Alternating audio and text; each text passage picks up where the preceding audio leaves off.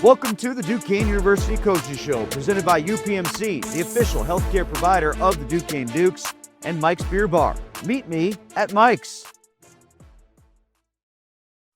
It's time for the Sherwin-Williams Painting the Picture to Victory segment. Sherwin-Williams is the official paint provider of Duquesne Athletics. The Dukes wrapped up their three-game conference road swing on Saturday, falling 29-11 to LIU at Shark Stadium. Duquesne got on the board late in the first quarter with a 20-yard field goal from Matt Clark to make it 8-3, but the Sharks responded with 21 unanswered points in the middle quarters. Tyler Rydell connected with Jermaine Johnson for an 8-yard touchdown in the fourth, followed by a successful two-point try, but LIU controlled the clock late to close it out.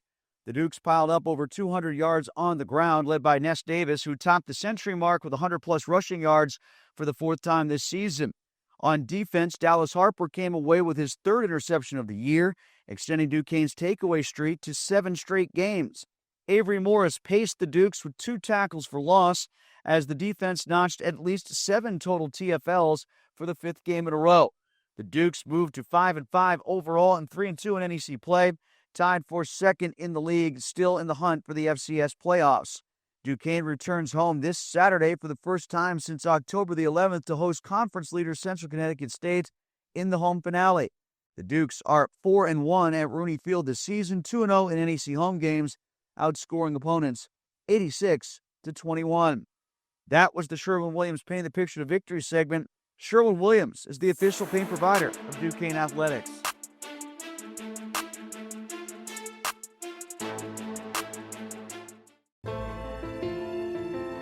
Science doesn't happen in a silo. More and more, we need to have expertise from lots of different fields. And so that's one of the amazing things here at Hillman.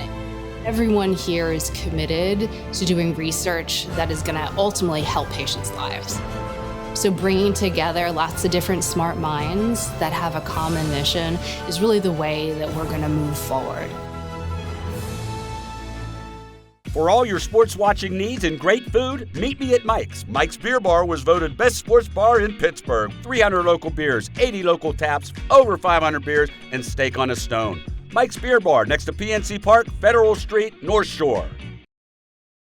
And welcome back to the Duquesne University Football Coaches Show. Tim Benz and Jerry Schmitt with you. Glad that you're with us here on SportsNet Pittsburgh, brought to you by Cordia, creating energy solutions. Our show brought to you by Mike's Beer Bar on the North Shore and, of course, by UPMC, the official healthcare provider of Duquesne Athletics. Jerry, thanks a lot for taking some time to join us. You're welcome. So we talked last week about coming out of the bye and facing Long Island after the loss against Wagner. And one of the points of emphasis was trying to pick up on the things that Wagner did well against you guys and apply them towards fixing some of those issues against Long Island. Where did you come up short in that regard? Or do you think that some of the issues that were present against the Sharks were incredibly different from what you saw against the Seahawks? Yeah, LIU presented a different dynamic with their offense. Their quarterback, who had played sporadically through the year, the Greenwood kid, because of injury, now is fully healthy and is one of the, if not the best athlete in the conference. He's really, really talented, really athletic. He can run the ball as long as he's fast, throw it effectively. But that presented a total different issue, even though the Wagner quarterback actually ran for a few yards. It wasn't a part of their game. So it was a different game plan. He comes in with fresh legs and then his ability. And it presented us a challenge to keep him contained. And by doing so, sometimes, you're going to leave some open areas on the field. And, they were able to exploit that. That did seem to be one similarity between the two games, is that you dealt with a mobile quarterback that was also complemented by a good running back. Hines is a good running back for Wagner. Yes. O'Shawn Ross was very effective for Long Island. Is it just the RPO game that's presenting a difficulty, or what do you need to do to get better there? Should you see that again this year against either CCSU or Robert Morris? Yeah, it's not even as much the pass part of it. It's the run option part where they're optioning, off the handoff and the quarterback run, and you have to keep containment which sometimes then you will lose a gap in the run game. And they do a really good job. It's what they do all the time. We hadn't seen one that did that much. There's conversations throughout the country. Nick Saban had talked about how to defend those things, and everybody has their different opinion. If you play man-to-man, you can get the extra guy in the gap. When you play man-to-man, obviously, you leave one-on-ones, and you have to cover all the guys. They had a 6'5" tight end that snuck out on us at one point in time, for a little hide route for a touchdown because you're trying to stop the run and your linebackers are downhill. So it presents some problems, and that's why offenses are scoring a lot of points. One thing kind of along those lines that I'll just equate this to having covered the Steelers for a while when they were having a lot of luck against Lamar Jackson, whether it was Derrick Henry, who was the running back, or whoever he had as a running back, J.K. Dobbins, Gus Edwards. One of their principles was whether Lamar has the ball or not, it's either going to be Highsmith on one side or Watt on the other. Go get the quarterback. It doesn't matter if he hands it. Your job is just to go get the quarterback. But even now, it seems like in recent games, they've figured out a way around that and kind of exploited that. They've had a counterpunch to the punch. Do you guys employ that strategy at all? And what do you find teams are doing to punch back against you when you do that? Yeah, we've done a little bit of that. When you do that, you do give up, a gap. And if he's going to hand the football, then you need some other guys to come to the party and keep that part of it contained. They'll put tight ends and move tight ends on the edge so you can't, they lengthen the edge so you can't get to the quarterback right away. You can be aware of them, but he also has the old, where it's just a flat out called quarterback run and they're blocking the guy that's responsible for him. So, that's the whoever has a chalk glass mentality. What these last two teams have done, is that applicable to what you're likely to see against Central Connecticut State this weekend, or do they not run as much as their quarterback? I know Howard's a very good running back, but Olsen doesn't run as much, does he? No, he hasn't. He does. He's mobile enough. He can't hurt you with the run. He's had some games where he's had, 30, 40, 50 yards. And what he does is it's critical times where if you're trying to get on Howard, and he's going to keep it and get some positive yards. Just not quite as explosive as, Greenwood was for LIU, but he does throw it really well. He does a great job managing their offense. I want to come back to them in just a second. Another note I wanted to bring up on the other side of the ball, because we talked about you guys on defense a lot so far. Offensively, now, we didn't have the benefit of being there for this game. We called this one off the monitor back here in Pittsburgh with no replays, so we couldn't really see what was going on after the fact. There's a lot of follow the ball and hope you catch the right thing, but it felt like there was some pretty good coverage downfield from their defensive backs and the wide receivers. Was that the case, or can you take me through what was happening in the secondary for them on defense on your wideouts? They do a really good job. I think I spoke to this of playing coverage, and they're going to play coverage, and you have to be really sharp and really tight with your routes and your throws and your timing. In retrospect, then, when they do that, when they play coverage so well, they give up some gaps, and we were able to run the ball effectively. And so I think we ran it well enough. I think between Ness and Sean, those two averaged 4.5 yards a carry. But you have to be able to get the ball out. We had some tough breaks. We're driving the ball on the first drive down the field, and BJ slipped out of his break. Ball goes right to their defender. They move it to midfield, and our defense holds, but they pin us in. They get some field position. We've had multiple guys slipping out of breaks. Our game right now, our pass game is not as sharp, and you can tell the difference, but we all know as coaches, our guys are banged up a little bit, and they're not practicing as much through the week. We're trying to get them healthy to play in the games, but you miss some of that timing, and we utilize some of our tight ends and our running backs. And probably need to do that a little bit more. Mentioned the run game. It was sharp, to your point. Ness Davis ended up, there's a statistical correction after the game, but with 105 yards, 65 for Sean Solomon, who was very good for you as well. What did you like about the blocking up front, and how can you bring that forward against Central Connecticut State? Well, we're going to have to do the same things we did. We were getting good meshes and getting downhill, and those guys run hard, and they read their gaps. We're a little bit banged up there. Gary Satterwhite was able to play for us, but you could tell he's not full 100%. So the tight ends did a really good job. We utilized 2 tight ends, Danny and Garrett. They were able to do a good job on the edges blocking. From an emotional standpoint, I know last year playing against these guys, it hurt a lot at the end of the season to drop that game in New Britain. For the returning players, how much is that still on their mind and how much they channel that as a motivational tool this week? Well, it's the biggest game because it's the next game of the year. Obviously, they've had that marked on their calendar. It's unfortunate we're in this situation where we're going in and we have to win this game and win the next game and hope some things happen in that regard. But the bottom line is, we got an opportunity to play the team that's in first place and play our best football, which we haven't. The past 2 weeks we haven't played our best football, and basically that's on me to get my staff and myself to get these guys playing their best football. So that's the challenge. It's really internal, looking for us, to play our best football and go play Central Connecticut this week. From what you said, I mentioned a couple names that they have on offense that they're bringing back. They're familiar. How about on defense? They playing it the same way roughly? Are there any tweaks, minutia that's different about them defensively? They've replaced a couple guys, but they have some back. Some talented guys on defense that are coming or have returned for them. So it's a similar philosophy. It's a similar style. Obviously. Last year it presented some problems for us in our defensive backfield, and we'll have to do a better job at that.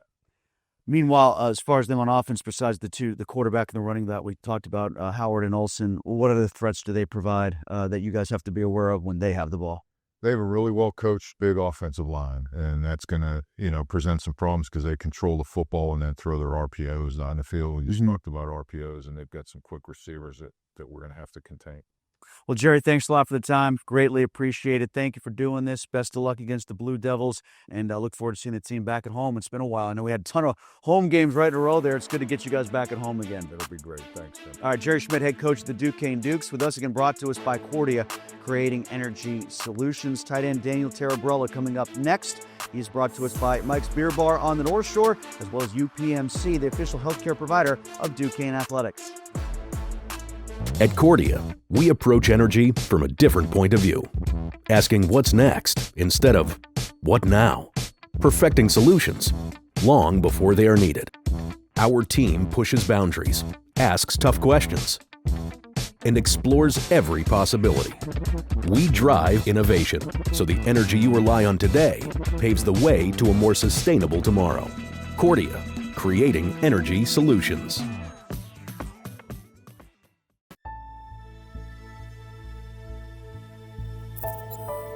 I was diagnosed with a very rare form of cancer and told you should seek end-of-life care.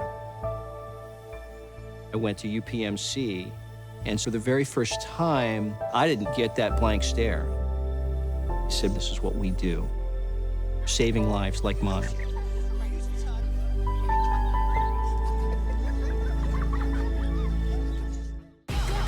Prepare to think bigger. Gain real-world experience. Build a solid foundation. Start your journey. Achieve your academic ambitions. Experience a horizon-expanding education. Make a positive impact. Discover what you're good at and why that's good for the world. Are you ready? It's time for bigger goals. Duquesne University.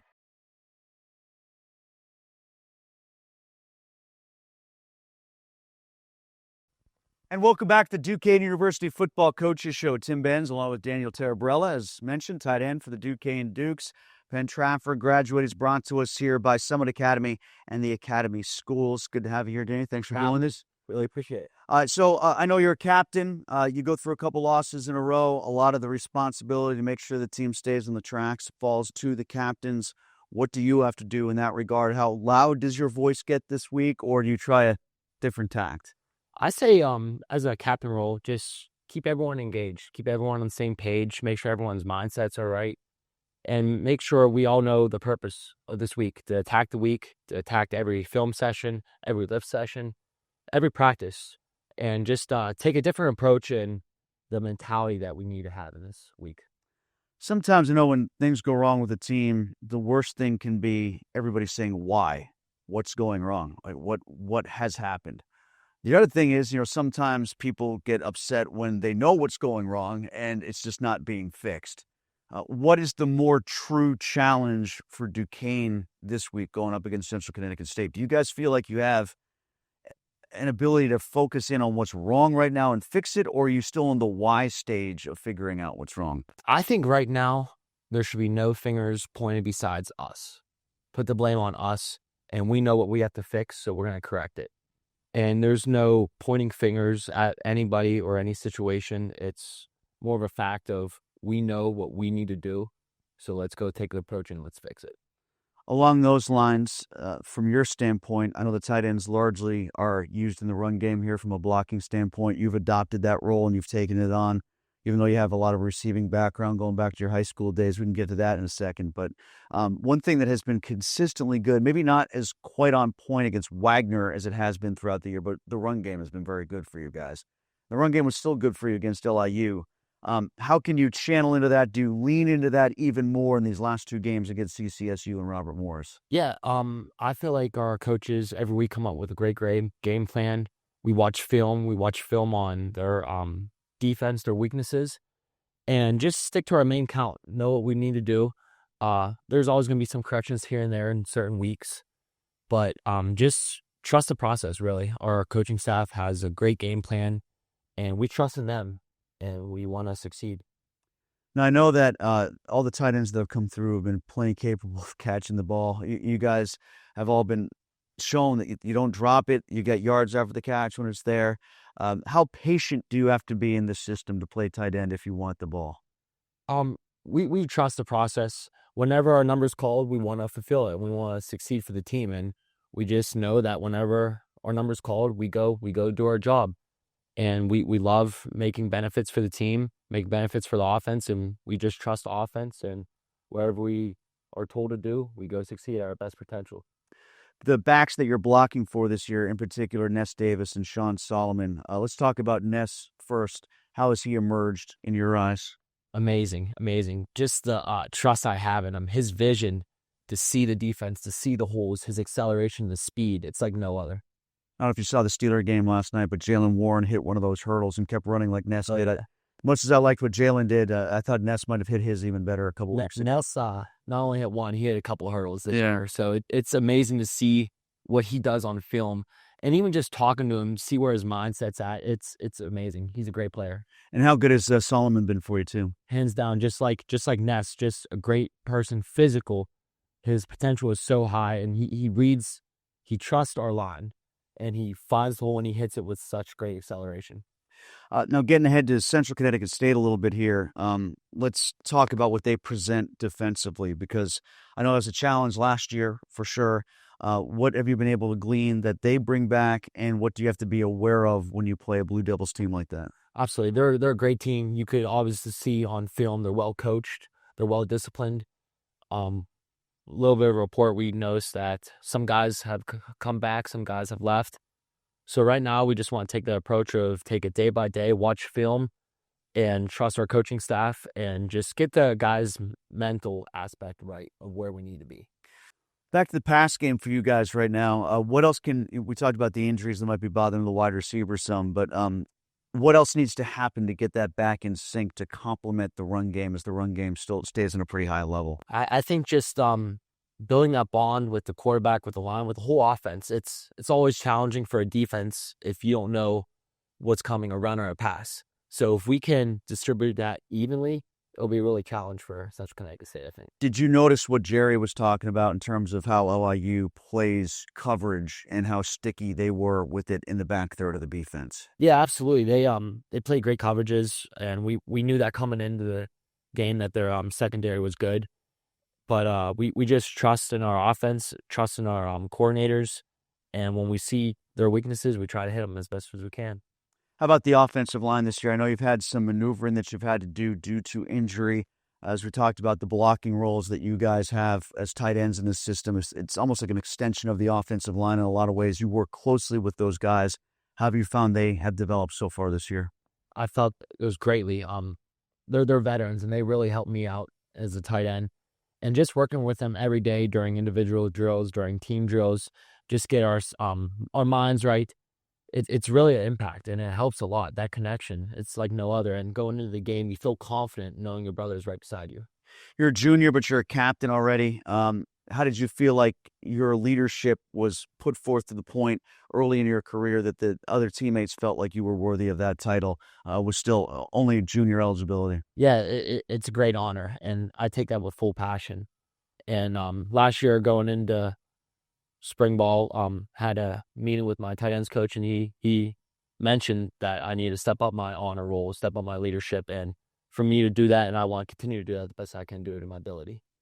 Do you feel like because of your receiving ability, they've potentially looked at expanding the tight end role with you taking as much time on the field as you have? Yeah, I hope so. It's all about confidence, in my opinion. If you show confidence, if you represent confidence, that shows everything, and people feed off your confident energy. And I try to do that every day in the tight end room, and our tight end room is just so strong. So we're brothers. I wouldn't want it no other way, and we try to represent that the best we can. How'd you feel your time at Penn Trafford developed you for college football? Everything. Penn Trafford, staff, the family, the bond that we created, it's like no other, and I definitely see that replicating here at Duquesne. Did you always want to stay around here to play? Was that always sort of a goal of yours when you were in high school? It was. I wanted to be home, but at the same time, when I came to Duquesne, I knew it was my home. The coaching staff, the players, the environment that's around us, I knew it was always home for me.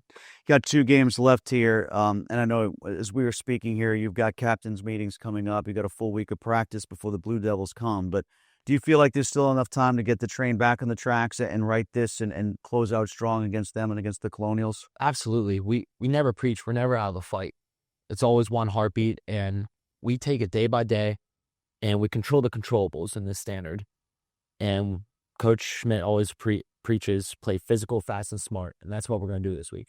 All right, well, Danny, thanks a lot for the time. Greatly appreciate it. Thanks for doing this. I really appreciate you having me. Thank you. All right, Daniel Tarabrella, the tight end for the Duquesne Dukes, joining us here on the Coaches Show on SportsNet Pittsburgh, brought to us by Summit Academy and the Academy Schools. Lots more to come before we close out here at SportsNet Pittsburgh.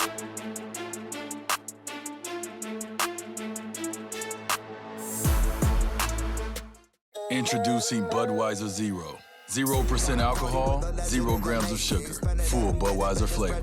For all the moments you want a beer and need to stay on your game. Budweiser Zero. Zero compromise. As Western Pennsylvania's largest regional public accounting firm with local ownership and management, Schneider Downs gives you the global ideas your company needs right here at home. Schneider Downs. Big thinking, personal focus. The reason we do this is to change the lives of patients for the better. Pancreatic cancer has a reputation for being a tough cancer to deal with.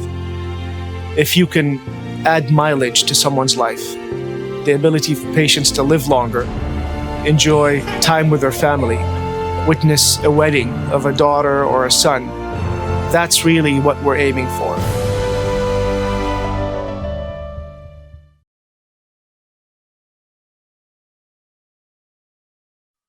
It's time to look behind the numbers, courtesy of the accounting and consulting firm Schneider Downs. Find out how big thinking with a personal focus can help your organization. As the Dukes head into their home finale, there's plenty on the line, and the numbers tell the story. Duquesne has a chance this week to lock up a 500 or better record for the 30th time in 33 FCS seasons, a stretch that includes 230 total wins and 18 conference championships. Since joining the Northeast Conference in 2011, the Dukes have been the model of consistency. Their 65 conference victories are the most in the league by at least 19 wins over any NEC program. Rooney Field has been a major part of that success. Duquesne is 4-1 at home this season and 131-86 all-time in the Bluff, including a 41-18 mark in NEC play at home.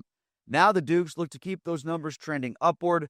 They're still in the mix for their 3rd straight and 8th overall NEC title. To stay in contention, Duquesne needs to win out and to get a little help in the tiebreakers down the stretch. That was a look behind the numbers, courtesy of the accounting and consulting firm Schneider Downs. Find out how big thinking with a personal focus can help your organization.